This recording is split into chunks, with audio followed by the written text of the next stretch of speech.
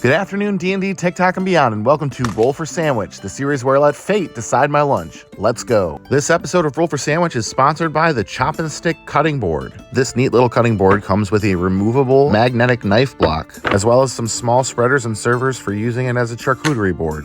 It even has a groove on top designed to hold your phone or tablet, so you can reference recipes or brush up on your D&D character's abilities while you cook.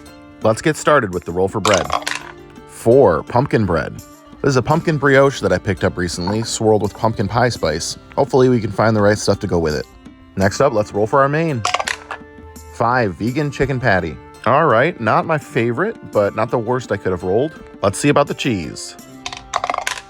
2. Provolone. This mild and smoky provolone will at least not further complicate the flavors of this sandwich. Let's roll for roughage.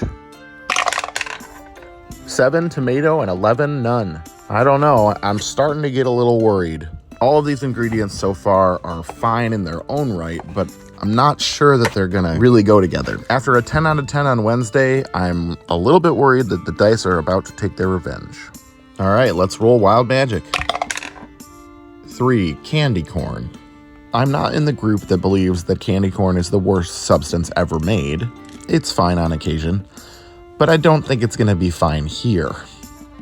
All right, last but not least, it's the D20 sauce roll. 18, cranberry horseradish.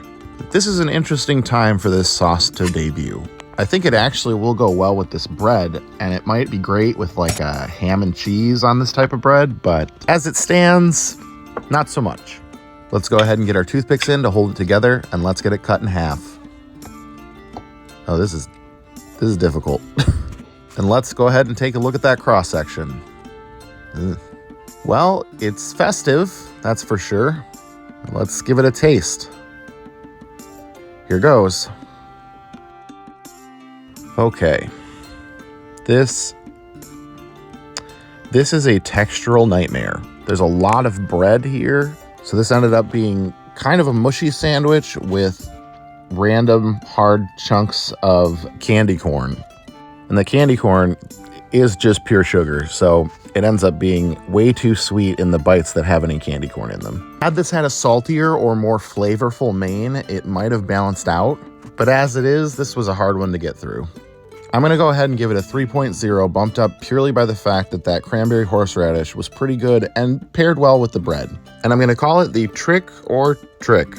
Thanks again to Chop and Stick for sponsoring today's episode. Check the link in my bio to get your own. That's it for me this week. I hope you have a great weekend, and I'll see you Monday.